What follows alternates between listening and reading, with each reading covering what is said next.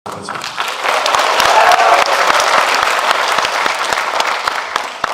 भन्नुभयो अब हामी आफ्नो चलचित्र बनाउँदैछौँ, पहिलो अनुभव त हामीसँग यस्तो भएको थियो, तर तपाईँ यसमा चाहिँ गर्नुहुन्छ कि हुन्न भनेर मलाई लाग्यो उहाँले जुन 5-10% जति खिच्नु भएको थियो त्यसलाई कतै न कतै गएर उहाँहरूले रफली हेर्नुभयो होला र स्क्रिनमा हेरिसकेपछि उहाँले केही न केही अलिकति दम चाहिँ नि देख्नुभयो कि जस्तो लाग्यो।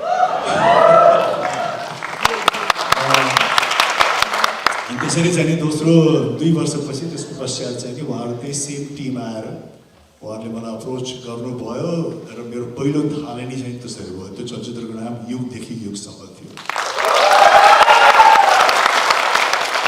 र युगदेखि युगसम्म गर्दाखेरि पनि मलाई खासै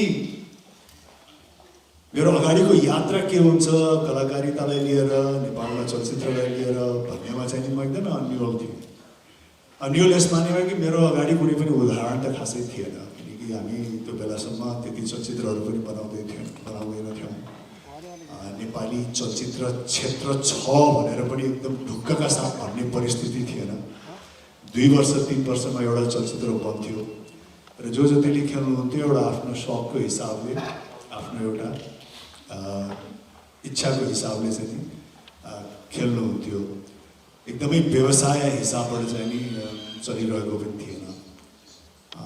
तर मैले अब युगदेखि युग गरेँ अनि युगदेखि युग गर्दा पनि मलाई अब यो चलचित्र सपोज भोलि गएर हिट भयो भने पनि यसको परिणाम के हुने हो त मलाई फेरि अर्को चलचित्र बन्ने हो कि होइन र यो हिट भइसकेपछि चाहिँ नि एकदम म पपुलर भएर नेपालमा चलचित्र बन्न भयङ्कर मतलब एकपछि अर्को बन्न थाल्ने हो कि होइन भन्ने कुरामा पनि ठुलो अन्यलता थियो, प्रश्न चिन्ह थियो, किनकि अब अगाडि कुनै उदाहरणै थिएन। अब अहिले त व्यक्तिहरूले भन्नुहुन्छ फलानुले 30 वर्ष गर्यो, फलानुले 20 वर्ष गर्यो। त्यो बेलामा त त्यस्तो उदाहरण व्यक्तिहरू पनि हुनुहुन्न थियो। एउटा नेपाली चलचित्रको इतिहास लामै भए तापनि त्यो बेलासम्म कमसेकम 40-50 वर्ष अगाडि पहिलो चलचित्र बने तापनि म प्रवेश गर्ने जेलसम्म हार्डली 1 डजन चलचित्र बनेको थियो होला त्यो समय अवधिमा। र संयोगवश अहिले पछाडि फर्केर हेर्दाखेरि मेरो चलचित्र यात्रामा मलाई सबैभन्दा खुसी लाग्ने या सबैभन्दा भनौँ न एक हिसाबले गर्व लाग्ने कुरा चाहिँ के हो भने अब यतिका वर्ष चलचित्र गरेँ या विभिन्न भनौँ न विभिन्न पुरस्कारहरू पाएँ, विभिन्न चाहिँ नि टाइटल्सहरू पाएँ भन्नुभन्दा पनि सबैभन्दा खुसी के लाग्छ भने त्यो पहिलो चलचित्र जब मेरो प्रदर्शन भयो त्यस पश्चात चाहिँ नि नेपाली चलचित्र उद्योगमा एउटा सानोतिनो क्रान्ति नै भयो। क्रान्ति यस मानेमा कि मैले पहिलो चलचित्र गर्दाखेरि दोस्रो कहाँबाट आउँछ भन्ने परिस्थितिबाट चाहिँ नि मैले आफ्नो थालनी गरेको त्यो फिल्म रिलिज भएर त्यसलाई जसरी स्वीकार्य दर्शकहरूले त्यो स्वीकार्ने बित्तिकै त्यो फिल्म रिलिज भएको अर्को 1 वर्ष या 1.5 वर्षपछि चाहिँ नि म कमसेकम 12-14 घन्टा चाहिँ नेपाली चलचित्रमा काम गर्ने भइसकेको थिएँ। एकैचोटि म 2-3टा चलचित्रमा काम गर्ने भइसकेको थिएँ। त्यस कारण त्यो युगदेखि युगले चाहिँ एक किसिमको अहिले पनि यही भन्ने गर्छु कि मिनी रेभोल्युसन जस्तो नेपाली चलचित्र उद्योगमा ल्याइदियो। 12 वर्षसम्म मैले मिनिमम 14 नत्र 18 घन्टा चलचित्रमा म काम गर्थेँ।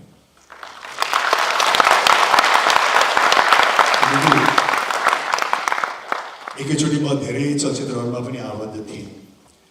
आजको परिस्थितिमा उभिएर आजको चस्मा लगाएर चाहिँ विगतका कुराहरू सोध्नुहुन्छ कहिले कहिले त्यहाँ चाहिँ नि अलिकति अन्यलता भएको हो कि भन्ने जस्तो पनि लाग्छ, किनकि धेरै व्यक्तिहरूले मलाई भन्नुहुन्छ तपाईँले किन त्यतिका चलचित्र गर्नुभयो, किन यो गर्नुभयो।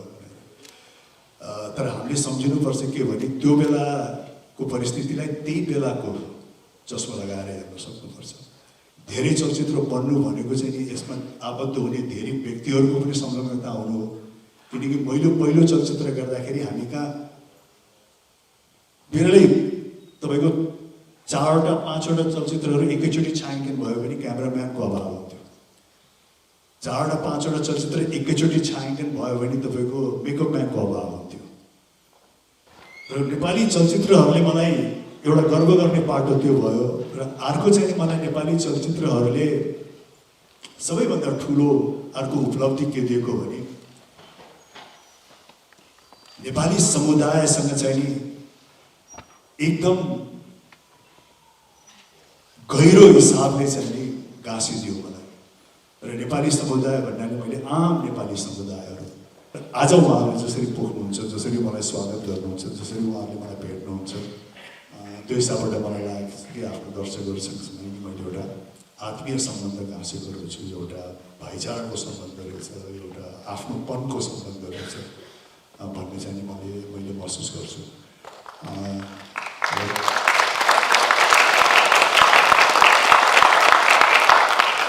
त्यो चाहिँ मेरो लागि एकदमै ठुलो उपलब्धि पनि हो र त्यो मेरो लागि असाध्यै महत्त्वपूर्ण कुरा पनि हो। तर अब नेपाली चलचित्रमा आउँदाखेरि अब खासै अब मेरो अलिकति पृष्ठभूमि भन्दाखेरि अब मेरो बुवा कूटनीतिज्ञ हुनुहुन्थ्यो होइन। आफ्नो समयमा उहाँहरू अलिक प्रगतिशील व्यक्तिहरू नै हुनुहुन्थ्यो। दुवैजना राम्रै शिक्षा हासिल गर्नुभएको। मेरो बुवा चाहिँ बनारसमा 22 वर्षको उमेरमा पोलिटिकल साइन्समा मास्टर्स गर्नुभएको थियो। मेरो आमा त्यो बेलामा महिलाहरू त्यति पढ्ने चलन नहुँदै पनि उहाँ लखनऊको कलेजमा पढ्नुहुन्थ्यो र बुवा आमाको चाहिँ नि त्यही, बुवा बनारसमा पढ्ने, आमा लखनऊमा पढ्ने। तर दुवैजना चाहिँ नि उहाँहरू दुवैजना पाल्पाकै हुनुहुँदो रहेछ त्यो क्षेत्रको। अब त्यो बेलामा कहिले कहिले अब छुट्टीमा फर्किँदाखेरि बाटोमा कता भेट हुँदो रहेछ। दुवैजना फेरि एउटा ठाउँमा आएर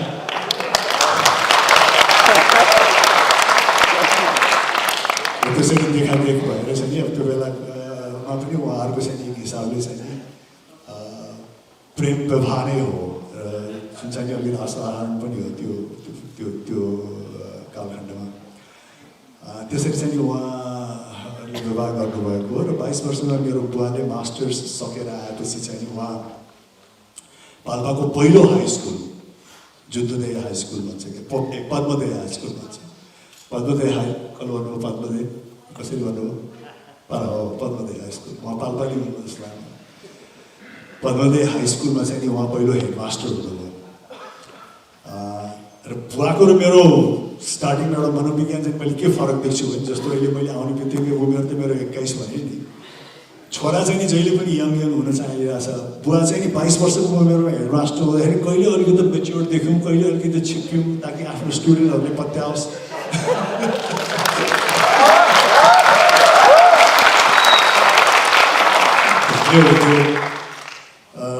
त्यस कारण त्यहाँ कता कता बाउ छोराको चाहिँ हाम्रो अलिकति म चाहिँ नि सधैँ यङै भइरहन खोज्ने, उहाँ चाहिँ नि आफ्नो उमेरभन्दा चाँडै नै कसरी मेच्योर देख्यौँ भन्ने लाग्ने। र उहाँको पहिलो सेतो कपाल देखिँदाखेरि उहाँ एकदम गर्वका साथ देखाउनुहुन्थ्यो कि मेच्योर भयो।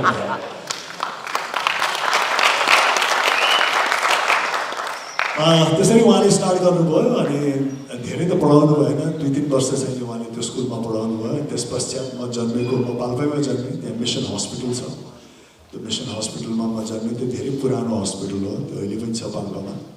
त्यो बेलामा विदेशीहरूले चलाउँथे, मिसनरिजहरूले चलाउँथे। अनि त्यहीँ जन्मेँ म। अनि जन्मेको 1 वर्ष नपुग्दै चाहिँ बुवाले चाहिँ काठमाडौँ आउने निधो गर्नुभयो र हामीहरू काठमाडौँ आयौँ। म वर्ष दिन पनि पुगेको थिइनँ। त्यस कारण पाल्पाको एकदमै खासै एकदम नजिकबाट चाहिँ अनुभव गर्ने मौका चाहिँ पाइनँ। तर त्यो हुँदाहुँदै पनि मलाई कसैले तपाईँहरू कहाँको भनेर सोध्यो भने जहिले पनि हामी पाल्पाली हौँ नै भन्छु। र पाल्पाली हुनमा गर्व पनि लाग्छ। अनि अब काठमाडौँ आएर अनि बुवा परराष्ट्र मन्त्रालयमा उहाँले चाहिँ सर्भिस गर्न थाल्नुभयो। अनि त्यसपछि उहाँको कूटनीतिज्ञ जीवन चाहिँ सुरु भयो। र कूटनीतिज्ञ जीवनमा अब यहाँलाई थाहा नै छ विदेशतिर सल्लाह हुन्छ। र मेरो हुर्काइ पनि त्यसै क्रमबाट भयो। 3 वर्षको उमेरमा बुवाको पहिलो पोस्टिङ पाकिस्तानमा भयो। र 3 वर्षको उमेरमा हामी पाकिस्तानमा गएर केही वर्ष बस्यौँ। अनि त्यस पश्चात उहाँको फेरि त्यहाँबाट डाइरेक्टली दिल्लीतिर ट्रान्सफर भयो। अनि पाकिस्तानमा मैले आफ्नो केजी क्लास त्यहाँ गरेँ, 1 क्लास 2 क्लास दिल्लीमा पढेँ। त्यस कारण पढाइको सुरुवात चाहिँ अलिकति विदेशी भूमिमै भयो। त्यस पश्चात यहाँ आएँ। यहाँ आएर 3-4 वर्षमा 4-5 क्लाससम्म यहाँ सेन्ट जेभियर्स जवाहरलालमा सेन्ट जेभियर्स भन्ने स्कुल छ त्यहाँ पढेँ। र त्यस पश्चात फेरि बुवाको चाहिँ नि अब रुसमा अनि थाइल्यान्डमा अनि विभिन्न ठाउँमा उहाँको पोस्टिङ भयो। अनि उहाँ सँगसँगै हामीहरू गएर त्यही मैले चाहिँ अन्यहरू आफ्नो स्कुली जीवनहरू उहाँ चाहिँ अध्ययन गरेँ। त्यस कारण मैले आफ्नो हाई स्कुल सक्नेसम्म कमसेकम 4-5वटा राष्ट्रमा चाहिँ स्कुली जीवन बिताइसकेको थिएँ।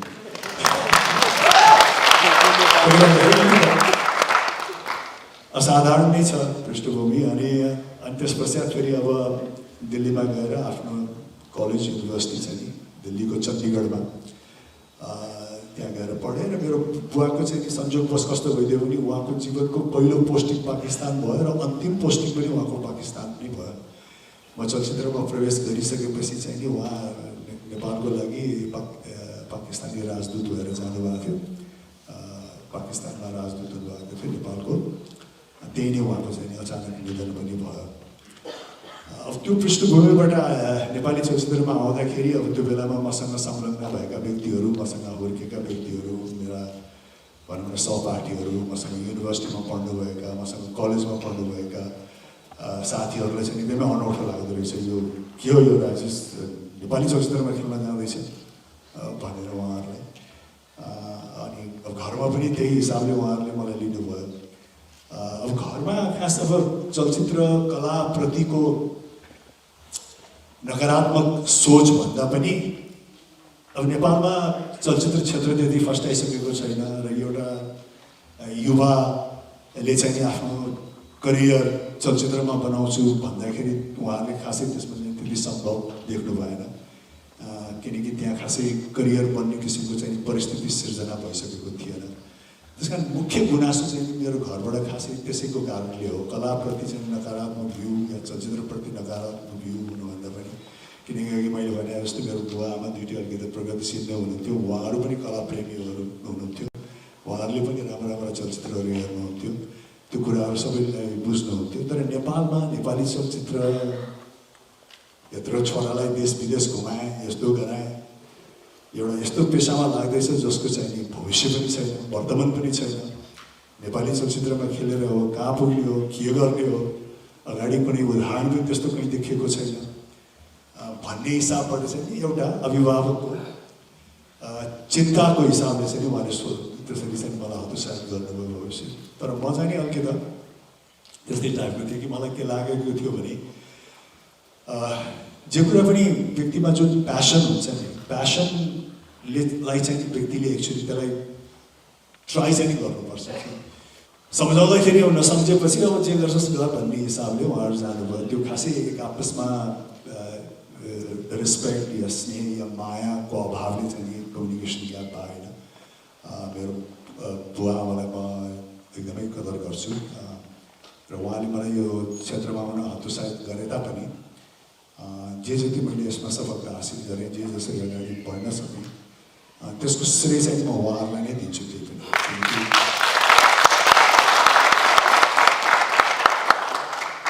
आखिर व्यक्तित्वको निर्माण या मेरो सोचाइको निर्माणमा त उहाँहरूको ठुलो भूमिका छ। किनकि अहिले फर्केर हेर्दाखेरि म खासै भन्ने हो भने वान म्यान टिम थियो, म वान म्यान आर्मी भएँ कि मेरो वरिपरि। किनकि कोही पनि व्यक्ति कुनै पनि फिल्डमा लाग्दाखेरि तपाईँको सपोर्ट सिस्टम राम्रो छ भने तपाईँको एउटा अर्कै किसिमको एउटा आत्मविश्वास हुन्छ कि एउटा अर्कै किसिमको चाहिँ तपाईँलाई हौसला मिल्छ। हामी भन्छौँ त्यो सपोर्ट सिस्टम कि तपाईँले केही कार्य गर्नुहुन्छ थाहा नि म यसमा सफल हुन्छु कि हुँदिनँ भन्दाखेरि तपाईँको घरमा, तपाईँको वरिपरिमा तपाईँले होइन गर्न सक्छु, तिम्रो जुन क्षमता छ, तिम्रो यो छ भन्यो भने अर्कै किसिमको एउटा मनोबल हुन्थ्यो। अब त्यस्तो कुराहरूबाट चाहिँ म वञ्चित नै भएँ। दुर्भाग्यवश चाहिँ अब मेरो बुवा चाहिँ अलिकति चाँडै नै बित्नुभयो अचानक। उहाँ पाकिस्तानमा हुनुहुन्थ्यो, नेपालको राजदूत भएर जानुभएको थियो र गएको 3 महिनामै उहाँ चाहिँ अचानक एउटा सामान्य परिस्थितिमा चाहिँ बित्नुभयो। उहाँ गाडीमा पाकिस्तानको राष्ट्रपतिलाई भेटेर एम्बेसी फर्किने बेलामा गाडीमै चाहिँ उहाँलाई अलिकति सास फेर्न गाह्रो भएर चाहिँ उहाँ गाडीमै बित्नुभयो। उहाँ खालि केवल 56 वर्षको हुनुहुन्थ्यो। एकदमै मेरो दिमाग र हृदयमा चाहिँ ठुलो चोट पुर्याउने घटना थियो। किनकि बुवाको मृत्युको साथसाथ हाम्रो सम्बन्ध चाहिँ त्यतिकै अधुरो रह्यो। किनकि जब उहाँ पाकिस्तान जानुभएको थियो त्यो बेलामा म गोपी कृष्ण भन्ने चलचित्रको छायाङ्कन गरिरहेको थिएँ र म कुन चलचित्रको छायाङ्कन गरिरहेको छु भन्ने कुरा त मलाई अवश्य पनि थाहै थिएन। उहाँले मतलब पनि राख्नुहुन्न थियो। तर जाने बेलामा उहाँले मलाई भेट्नु पनि भएन, पाए पनि भएन। तर म मलाई के लागेको थियो भने अब म काम गर्दैछु राम्रै गरिरहेको छु अब बुवा भर्खर 56 वर्ष हुनुभयो राम्रो गर्दै गएर सफलता हासिल गरिसकेपछि त अब बुवा आमाको यो खास चाहना भनेको त आफ्नो छोराछोरी सक्सेस होस् भन्ने नै हो मलाई सक्सेसफुल बिन्दुमा पुगेपछि त हाम्रो कुरा मिलि नै हाल्छ किनकि माया स्नेह रेस्पेक्ट त सधैँ छ त्यस्तो किसिमको तिक्तता त छैन खालि एउटा प्रोफेसनल चोइसले गर्दाखेरि उहाँले त्यसो गर्नुभएको भन्ने थियो र उहाँले मलाई खासै नभेटिकन पनि हाम्रो गुड बाई पनि नभइकन र त्यो जानिहाल्छौँ हाम्रो त्यति बोलचाली पनि भइरहेको थिएन तर सुध्रिन्छ भन्ने चाहिँ एउटा प्रबल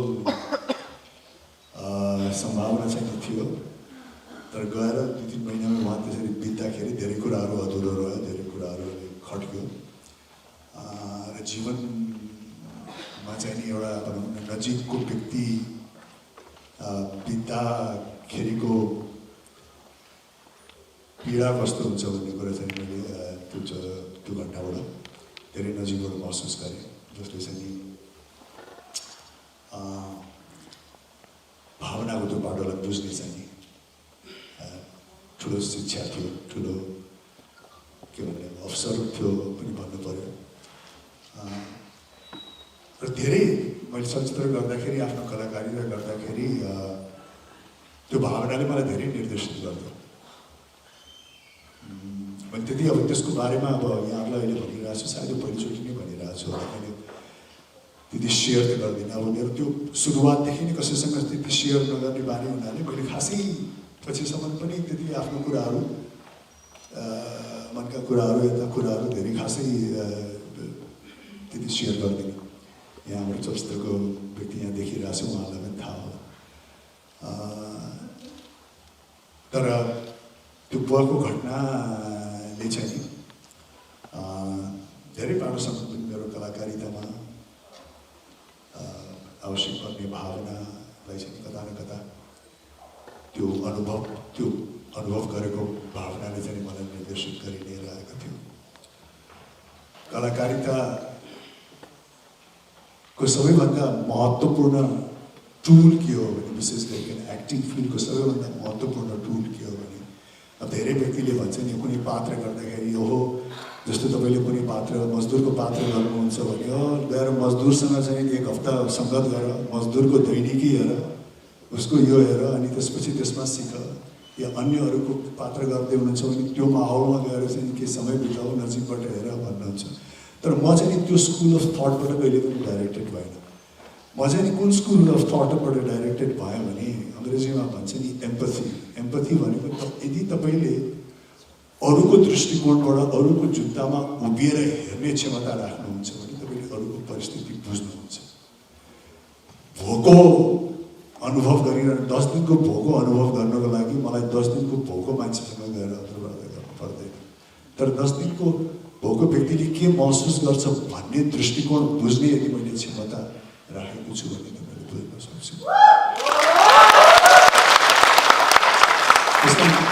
कलाकारितामा मैले प्रयोग गरेको औजार त्यही नै हो सेन्स अफ एम्पथी र मैले चाहिँ युज गरेको टुल त्यही नै हो त्यस कारण पनि मेरा चलचित्रहरूको नाम 1 नम्बरको पाखे भरिया होइन मजदुर यस्तो किसिमको चलचित्रहरू चाहिँ मैले धेरै गरेँ पाले दाई होइन अब मैले भरिया गर्दाखेरि हाम्रो भरिया दाजुभाइहरूसँग त कहिले पनि गएर समय त बिताइनँ तर एउटा भरिया दाजुभाइहरूले के महसुस गर्नुहुन्छ के फिल गर्नुहुन्छ त्यो बुझ्ने क्षमता चाहिँ ममा थियो र तपाईँलाई एउटा रोचक कुराहरू भन्नुहुन्छ चलचित्र भरियाको नाम आइहाल्यो चलचित्र भरिया भर्खरै रिलिज भएको थियो र म अर्को चलचित्रको रिलिज क्रममा नारायणघाटमा थिएँ र अर्को चलचित्रको रिलिज क्रममा चाहिँ दर्शकहरूसँगै बसेर हलमा हेर्ने एउटा वातावरण सिर्जना गरिएको थियो र हामी हलमा गएका थियौँ त्यति बेलासम्म भर्खर भरिया चलचित्र रिलिज भइसकेको थियो र हलबाट निस्किँदाखेरि म गाडीमा बसिरहेको थिएँ अनि धेरै दर्शकहरूले गाडीको वरिपरि घेर्नु भएको थियो बाक्लै मान्छेहरू हुनुहुन्थ्यो त्यत्तिकैमा एउटा भरिया जस्तो देखिने व्यक्ति किनकि उहाँको हातमा त्यो नाम्लो थियो नाम्लो भन्छ नि नाम्लो थियो अनि त्यस्तै उहाँको आवरण पनि थियो उहाँ चाहिँ त्यो भिडलाई छिचोल्दै मेरो गाडीतिर आउनुभयो र मेरो गाडीतिर आएर अनि उहाँले झ्याल खोलाएर मेरो हात समातेर उहाँले के भन्नुभयो भने तपाईँ पनि त हामी जस्तै भरिया पो हुनुहुँदो रहेछ, मैले हेरेँ नि तपाईँको भरिया चलचित्र भनेर भन्नुभयो। त्यो मेरो लागि चाहिँ नि सबैभन्दा ठुलो कम्प्लिमेन्ट हो।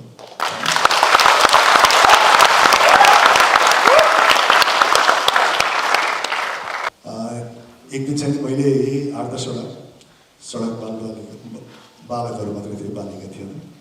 सडक बालक 5-7जनालाई आफ्नो गाडीमा हालेँ। सुटिङबाट फर्केको थियो म, अनि सुटिङबाट फर्केपछि मेरो घर ठमेलबाटै जानुपर्छ। ठमेलबाट उनीहरूलाई आउँ त ल, म घर जानुभन्दा अगाडि दरबारमाको एक चक्कर लगाएर तिमीहरूलाई आइसक्रिम किनिदिन्छु भनेर मैले गाडीमा हालेर लगेँ। अनि उहाँहरूलाई आइसक्रिम किनिदिएँ। अनि उहाँहरूलाई ड्रप गर्ने बेलामा उनीहरू आफूमा गफ गरिरहेको थियो कि मैले सुनिरहेको थिएँ। गफमा के गर्नुभयो भने एउटा बालकले सोध्यो, तिमीहरूलाई थाहा छ राजेश दाइले हामीलाई किन यति माया गर्नुहुन्छ भन्नुहोस्। अर्कोले भन्यो, थाहा छैन, किन थाहा नहुने, उहाँ पनि त पहिला हामी जस्तै खाथे त हो नि।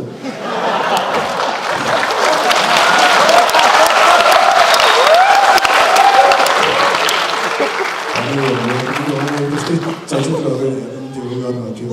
त्यही कारण अब स्टेजमा उभिएर थाप्ने अवार्ड भन्दा त्यही मैले अहिले दिएका उदाहरणका अवार्डहरू त्यो मेरो लागि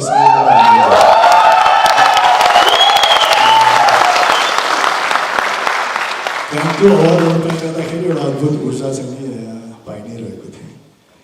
र आज अब यो बिन्दुमा आइपुग्दाखेरि चाहिँ अत्यन्तै नै खुसी लाग्छ, किनकि चलचित्रको यात्रा मैले अब 1 स्टेप एट अ टाइम थालनी गरेको हो। बनी बनाओ बाटोमा हिँडेको होइन, आफ्नो बाटो आफै खन्दै गएको हो।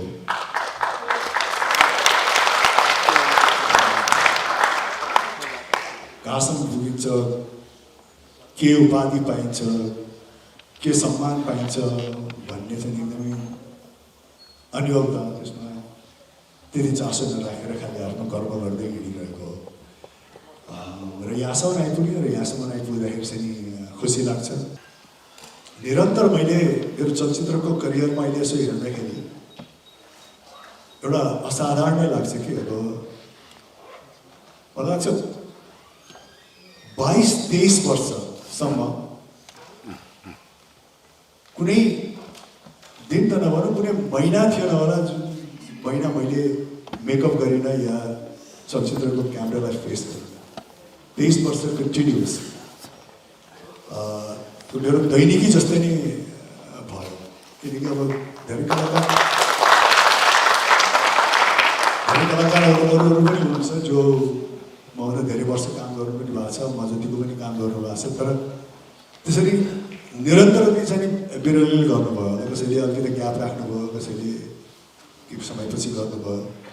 त्यस कारण तपाईँको शारीरिक मानसिक तपाईँको सबैको चाहिँ लगानी भइरहेको हुन्छ। तपाईँ घाममा पनि काम गर्नुहुन्छ, अझ पुस माघमा तपाईँ रातभरि चाहिँ पानीमा लड्ने काम पनि हुन्छ। हिरोइनलाई च्यापेर पुस माघको चाहिँ जाडोमा तपाईँलाई पानी पार्दैन, हिरोइनलाई च्यापेर चाहिँ पानीको रमझममा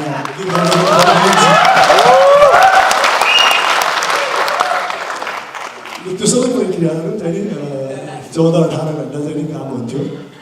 र 12 वर्षपछि एकचोटि मेरो एउटा रोचक के सुनाउँछ, 12 वर्षपछि मेरो बहिनी थियो अमेरिकामा डेन्टिस्ट्री गरिरहेको थियो त्यो बेलामा। अहिले त डेन्टिस्ट नै छ उसको चाहिँ नि त्यही अमेरिकामा बस्ने एउटा अमेरिकन युवासँग चाहिँ नि उसको लभ गरेर उसले बिहा गरेर निधो गरेछ।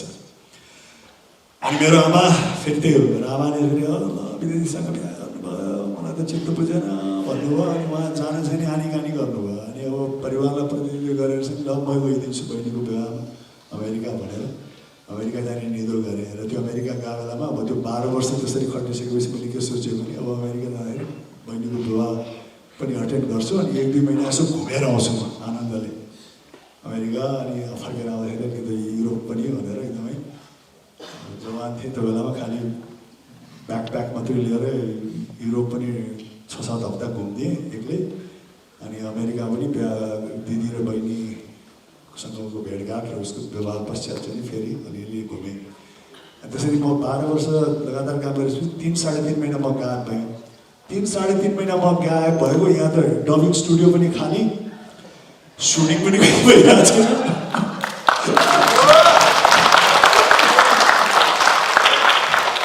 सबैजना गरिरहेको छ अब यो कुरो राजेशलाई कहिले आउँछ विदेशबाट भनेर त्यसमा त्यो किसिमको परिस्थिति थियो। 3 महिना गायब हुँदाखेरि म फर्केर आएपछि यहाँ सबै ठप्प थियो। र त्यही हो नि पहिलो चलचित्र गर्दाखेरि दोस्रो कहाँबाट आउँछ भनेर थाहा नै गरेको व्यक्तिले चाहिँ नि त्यो परिस्थितिमा पुग्दाखेरि खुसी पनि लाग्थ्यो। र अहिले फर्केर आउँदाखेरि त्यो जाँगर कहाँबाट आयो भनेर सोच्दाखेरि पनि समय लाग्थ्यो। त्यो बेलामा गुनासै हुँदैन थियो। त्यो बेलामा एकदम जाँगर पनि थियो, मजा पनि गरिरहन्थ्यौँ, इन्जोय पनि भइरहन्थ्यो, काम पनि 18 घन्टा हुन्थ्यो, एक्सर्साइज पनि गरिन्थ्यो, खानपिनलाई पनि ध्यान दिइन्थ्यो, डिसिप्लिन पनि हुन्थ्यो र काम पनि निरन्तर चलि नै रहेको थियो। त्यस कारण अहिले म जब युवाहरूलाई भेट्छु मैले उहाँलाई जहिले पनि के भन्छु भने तपाईँको उमेरमा चाहिँ प्रोडक्टिभ हुनको लागि नहिचकिचाउनुहोस्। आफ्नो जुन बेलामा तपाईँहरूको उमेर छ, जुन बेलामा तपाईँहरूमा जोस र जाँगर छ, त्यो बेलामा चाहिँ नि आफ्नो धैर्यतालाई नगुमाउनुहोस्। एकदम धैर्य भएर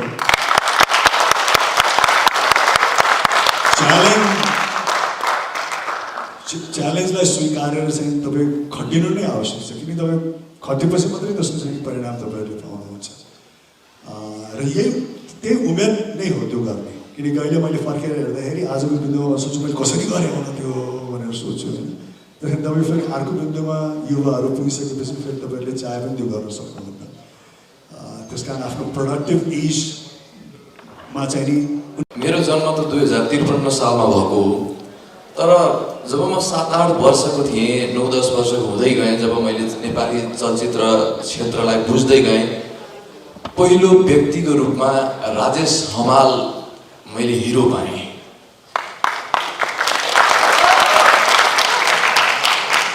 मैले हिरो मात्रै पाइनँ, मैले राजेश हमाललाई मै देख्न थालेँ। एउटा हाम्रो झापा जिल्ला, मेरो बुवा आमाको अहिले बसाइ पनि उही हो, झापा सुरुङ्गा। र त्यो टेलिभिजनमा म 17-18 घन्टा राजेश हमालकै मात्रै फिल्म हेर्नुपर्छ, अरू फिल्म हेर्दिनँ भन्थेँ। किनभने राजेश हमालमा को माध्यमबाट त्यो टेलिभिजन, त्यो पनि ब्ल्याक एन्ड व्हाइट टिभी अगाडि राख्दाखेरि राजेश हमालले बोल्दाखेरि जुन अहिले हामी क्यारिकेचर गर्नुहुन्छ धेरैले कलाकारले होइन, हेइ भन्नुहुन्छ नि, त्यो हेइमा म विश्व समेट्न सक्ने एनर्जी भेट्थेँ। राजेश सर तपाईँको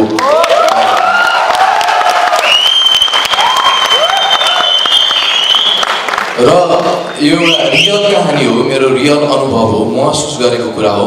र राजेश हमाललाई भिलेनले पछाडिबाट कुट्न आँट्यो भने किन कुटिस् भनेर म अगाडि सर्थेँ। यो पनि एउटा अनुभव हो। र म सोच्थेँ राजेश हमालले गीत गाउँदै गर्दा त्यहाँ विभिन्न गायकहरूले स्वर दिइरहनु भएको हुँदो रहेछ। जस्तो उदित नारायणले मखमली माया तिमीलाई हो पागलमा आए बस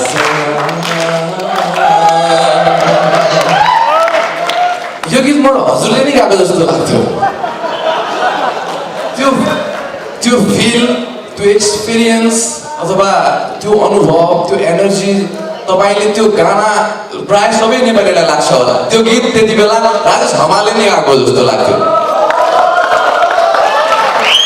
र अर्को कुरा, जसरी ठुलो माछा र सानो माछा, तपाईँ किन विदेशमा जानु भएन, हलिउडमा बलिउडमा किन नखोजेर नेपालीमै आउनुभयो भन्ने उहाँको फर्स्ट क्वेसनमा म के भन्न चाहन्छु भन्दाखेरि, भौगोलिक हिसाबले देश ठुलो सानो भयो भने राजेश हमालको भावनात्मक हिसाब सम्पूर्ण नेपालीसँग जोडिएको कारणले राजेश हमालले।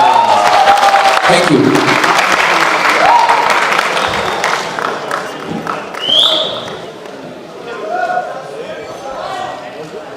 खुसी लाग्यो तपाईँको कुरा सुनेर। किनकि मैले कलाकारिता पस्किँदाखेरि खालि पेसागत हिसाबबाट पस्किँदै वास्तवमा मैले एकदमै तपाईँहरू जस्तो भावना राख्ने दर्शकहरूलाई भनेर नै एकदम हृदयबाट चाहिँ पस्किन्थेँ। र तपाईँहरूबाट यस्तो प्रतिक्रिया आज आउँदाखेरि चाहिँ कता न कता चाहिँ म आफ्नो कलाकारिता पस्किँदाखेरि चाहिँ मैले चाहिँ सार्थकता पाएँ भने जस्तो चाहिँ लाग्यो। तपाईँले एकदमै फेमस चिच्चाहट के भनौँ हेको कुरा गर्नुभयो।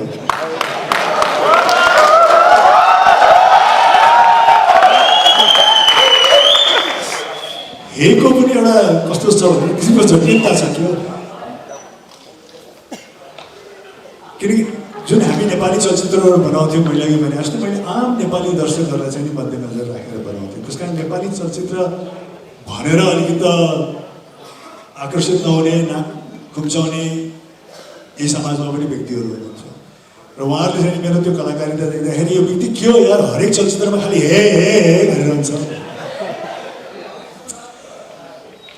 अनि उहाँले त त्यो भन्नुहुन्थ्यो तर मलाई के लाग्थ्यो भने बुझ्नेलाई यो कुरा गहिरो छ नबुझ्नेलाई घरसँगै पहिरो छ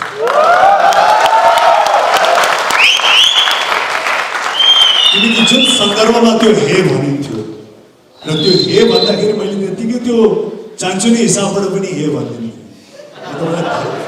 एकदम के अरे अनेस्टली भन्नुपर्छ पहिला मनमै मैले महसुस गरेर हे भन्थेँ र त्यो हेको माने के हो भने जहाँ जहाँ अन्याय र अत्याचार पिचो भइरहेको छ त्यो अहिले तुरुन्तै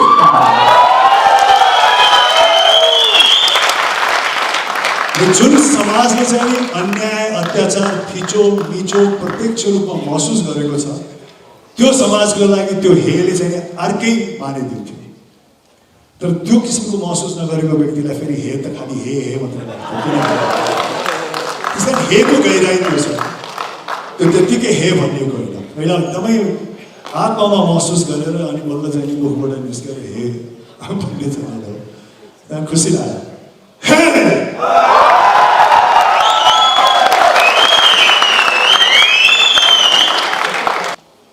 मेरो चाहना चाहिँ के छ भने वास्तविकमा भन्ने उहाँको वरिपरि जो बसेर काम गर्नुहुन्थ्यो उहाँहरूमध्ये एकजनाले यदि त्यसको अध्यक्षता गरिदियो भने केशवजीलाई पनि न्याय हुन्थ्यो किनकि केशवजीले कस्तो हिसाबले चाहिँ यसलाई अगाडि बढाउन चाहनुहुन्थ्यो उहाँका अधुरा कार्यहरू कस्तो थियो भन्ने कुरा चाहिँ उहाँसँग नजिक बसेर काम गरेका व्यक्तिहरूलाई थाहा छ र जो सदस्यहरू हुनुहुन्छ त्यो सदस्यहरूमा चाहिँ अध्यक्ष बन्ने लागेका व्यक्तिहरू हुनुहुन्छ मेरो विचारमा चाहिँ त्यो व्यक्ति जानुपर्छ जस्तो लाग्छ अहिले नेपाली फिल्म इतिहासका महानायक राजेश हमाल उहाँलाई जोरदार ताली साथीहरूको लागि सलाम